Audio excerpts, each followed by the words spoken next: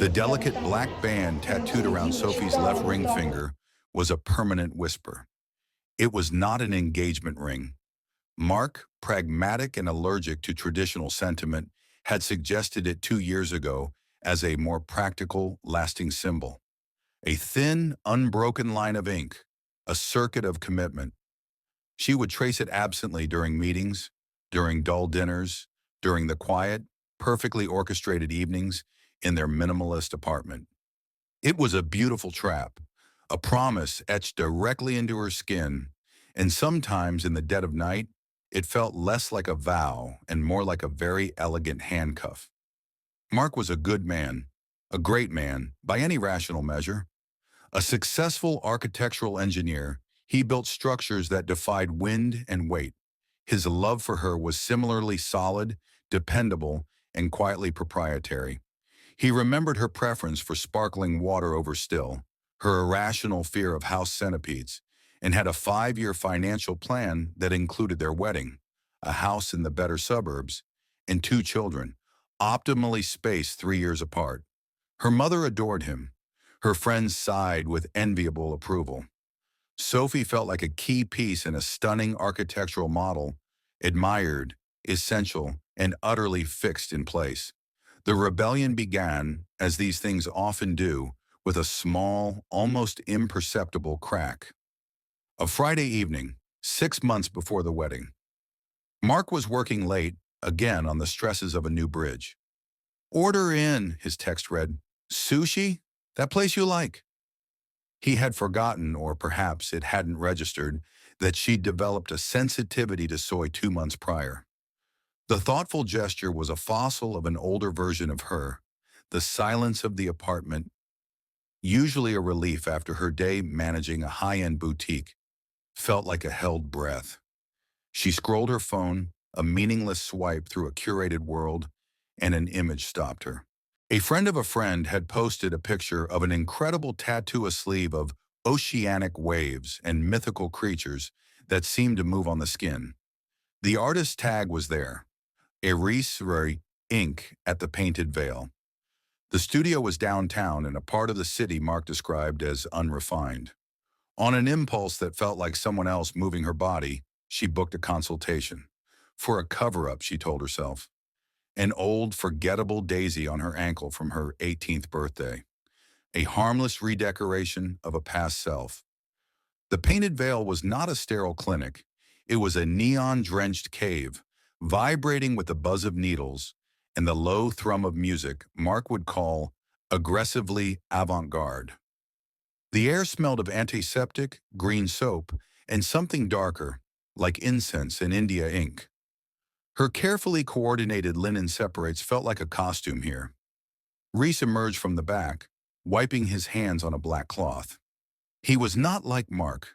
Where Mark was all clean lines and contained energy, Rhys was a landscape of art. Tattoos cascaded over his arms, up his neck, a riot of color and blackwork that told stories she couldn't decipher. He had sharp, intelligent eyes the color of dark coffee, and a stillness about him that seemed to absorb the room's chaos. He looked at her, not at her clothes or her posture, but at her with an assessing, artistic gaze that felt more intimate than a touch. "The daisy," she said, her voice strangely small. He gestured for her to sit. He examined the faded tattoo, his fingers long, stained with ink at the knuckles brushing her ankle. The contact was professional, brief, yet it sent a current up her leg. "Easy enough to bury," he said. His voice was low, gravelly. "But why cover it? It's a memory, a harmless one." "It doesn't fit anymore," Sophie said, the truth of it extending far beyond the daisy. He leaned back, studying her face. "What does fit?" The question hung in the air. No one asked her that. Mark asked what she wanted for dinner, which china pattern she preferred. "I don't know," she admitted, shocking herself. A slow smile touched his lips. "That's the most honest thing anyone said in here all week. So we don't just cover, we transform. We make the memory into something new. Tell me 3 words. The first 3 that come to mind." Flustered, she blurted, "Ocean, flight, secret." He nodded as if she'd given him a complex formula. Okay, come back next week. I'll have a sketch. The design he presented was not a simple cover-up. It was a masterpiece. The daisy had become the heart of a magnolia bloom, which was being carried away by a flock of starlings in mid-murmuration, their wings dissolving into ocean waves that curled around her ankle. It was dark, beautiful, full of motion. It was the antithesis of the thin, static band on her finger. It told a story of transformation, of escape, of wild beauty. She was terrified. She was captivated. Yes, she breathed. The first 2-hour session was a baptism of pain and revelation. The buzz of the needle was a purifying mantra. Rhys worked with a focused, tender intensity, his hand cradling her foot, his breath soft against her skin as he leaned in. They talked. He asked about the secret. She found herself telling him about the quiet panic that visited her at 3 in the morning, about the feeling of being a guest in her own future, about the band on her finger that sometimes felt like it was tightening. She did not say Mark's name. He told her about leaving a corporate design firm, about the religion of art under the skin, about the honor of marking someone's story permanently. Ink doesn't lie, he said, wiping away a bead of blood and ink. It's the most honest thing we wear. When she left, limping slightly, her ankle wrapped in plastic, she felt altered, not just marked, but seen. The secret, once named, had taken on form and color. She told Mark she'd finally gotten the silly daisy covered. He glanced at the bandaged ankle, kissed her forehead, and said, "As long as it's tasteful." He did not ask to see it. His mind was on load-bearing calculations. She returned for the second session and the third. The ankle piece grew, breathtaking in its detail, and with each visit, the space between her and Rhys changed. The professional boundary softened, charged with the electricity of shared secrets and the profound intimacy of his art on her body. The talking continued, spilling into the time after the needle stopped, over cups of terrible coffee in the back of the shop. He showed her his sketchbooks, filled with visions of mythology and pain and rebirth. She felt, in his presence, like a canvas waking up. The first kiss happened after the final session on the ankle piece. It was complete, a stunning wraparound narrative. He was applying the final ointment, his touch gentle. "It's alive on you," he murmured, his voice thick with something that wasn't just professional pride. He looked up, and their faces were inches apart. The air in the private room was thick with the scent of ink and sweat and something dangerously like desire. He kissed her. It was nothing like Mark's affectionate, predictable kisses. This was acclaiming. It was dark ink and sharp needles and the sweet shock of pain that brings clarity. She kissed him back with a hunger that had been starved for years, her fingers digging into his tattooed shoulders, the world narrowing to the taste of his mouth and the buzz still echoing in her nerves. That was the point of no return, the first permanent mark on her fidelity. The lies unfurled with a sickening ease.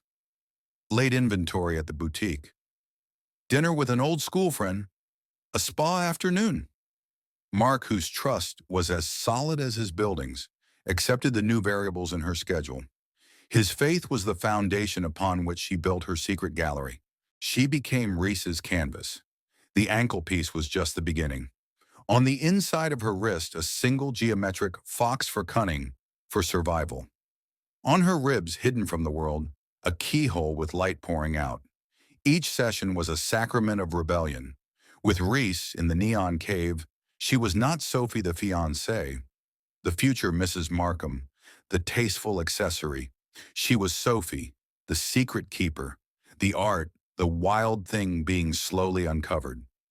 Their physical relationship was the extension of the tattooing intense, focused, leaving her marked in ways that went deeper than skin. He was passionate, volatile, deeply unconcerned with 5-year plans. He lived in a loft above the studio, surrounded by art and vinyl records and the ghost of a failed marriage. He was everything her ordered life was not. At home, she wore long sleeves and high collars. She became an expert at hiding the healing skin, the vibrant new colors.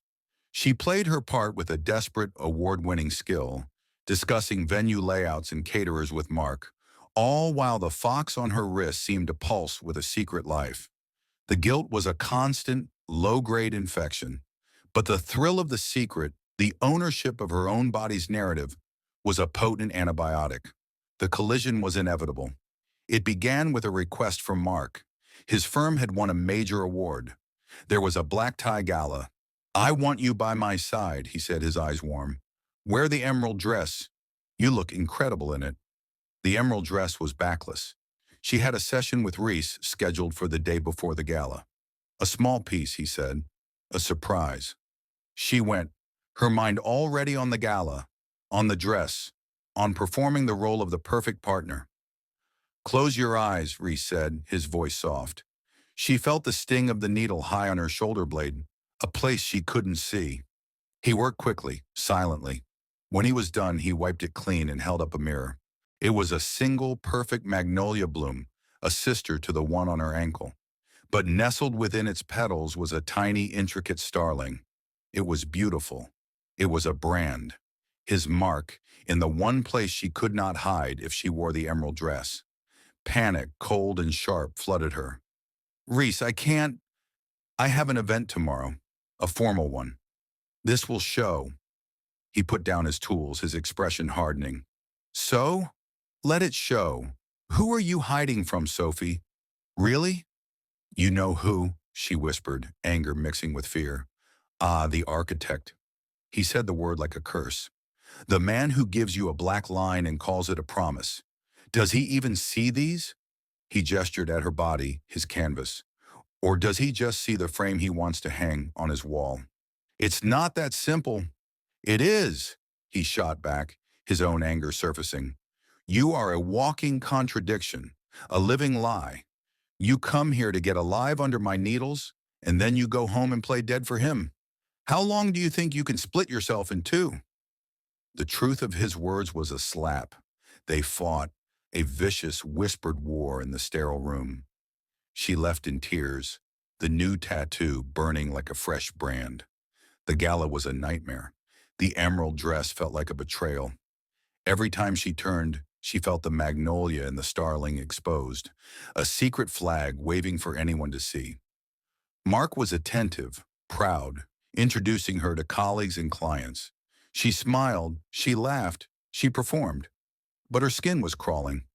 It was during a slow dance that he saw it. His hand on the small of her back, his fingers brushed the edge of the bandage she'd managed to secure. He frowned. "What's this?" "Nothing," she said too quickly. "A rash. From the dress fabric, maybe." He was an engineer. He understood structures, and he understood when a load-bearing beam was compromised. He led her off the dance floor to a relatively quiet corner. "Take off the shawl," he said, his voice calm but with a new terrifying edge. "Mark, not here. Sophie, the shawl." Trembling, she let the silk shawl slip from her shoulders. He turned her gently, his hands on her bare skin. He saw the bandage, and with a precise movement, he peeled the edge back. The new tattoo, red and raised and stunning, was revealed under the crystal chandelier light. The silence that followed was the loudest sound she had ever heard. She felt his hands go still, then slowly drop from her skin, as if it had become toxic. "Another one," he stated, his voice hollow. He turned her to face him. His face, usually so composed, was pale, his eyes wide with a dawning, horrific comprehension. "How many?"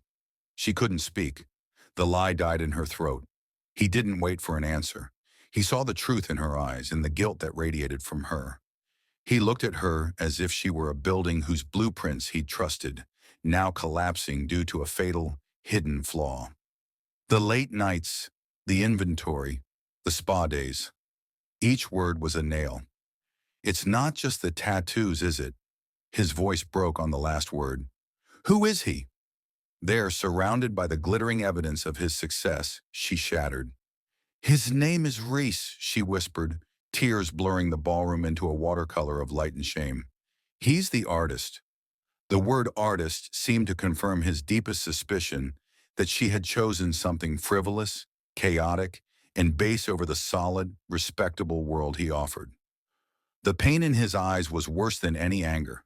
It was the pain of a man who believed in foundations, watching his crumble. He didn't make a scene. That was not his way. He simply took her shawl, draped it over her shoulders with a chilling formality, and said, "We're leaving." The car ride home was a silent, rolling tomb. In their pristine apartment, he went straight to the bedroom and began packing a suitcase.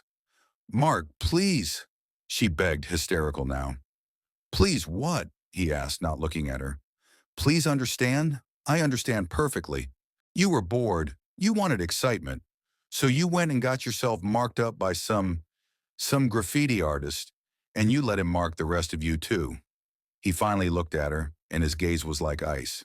"That band on your finger was a promise, a permanent one. You made it a joke. You made us a joke. Get out. I want you gone by the time I get back." He left, the door clicking shut with a terrible finality. She went to the painted veil. Rhys was closing up. He took in her ruined makeup, her shaking form. "He knows," she said. He pulled her inside, held her. "Then stay," he murmured into her hair. "Stay with me." And she did.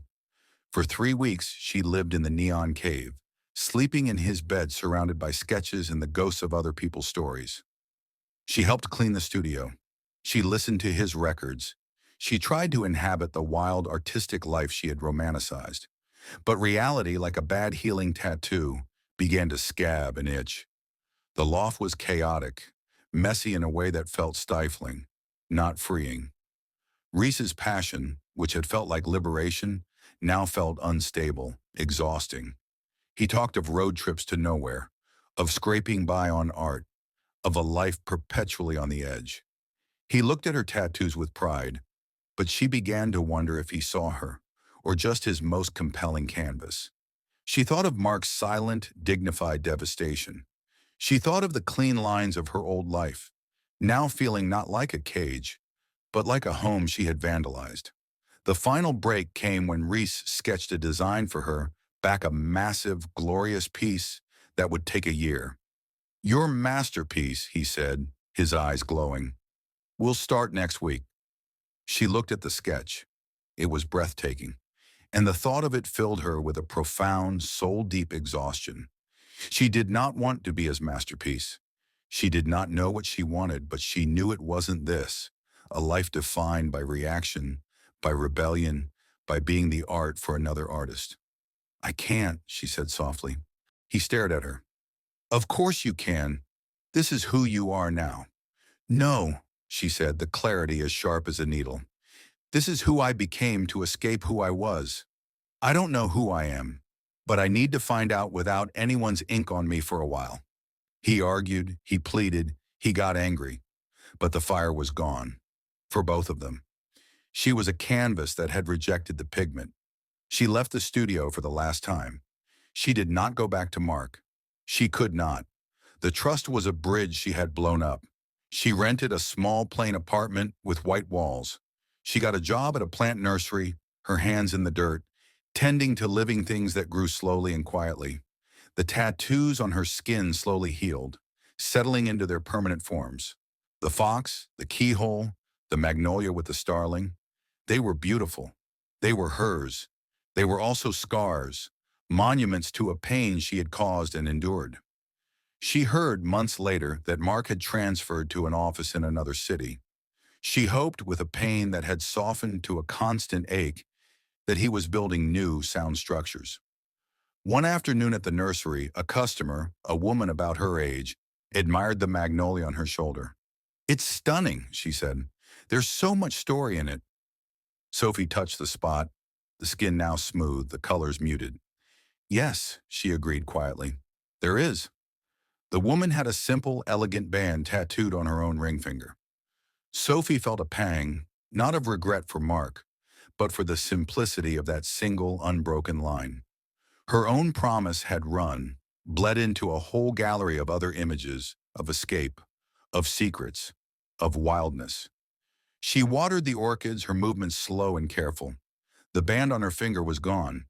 She had paid a great deal to have the thin black line lasered away. The process had been more painful than any tattoo. In its place was a pale, smooth scar, a ghost of a promise. It was not a blank slate, it was a testament, a record of a vow made, broken, in the beautiful, painful art that had flourished in the crack between. She was no longer a fiancé, nor an artist's muse.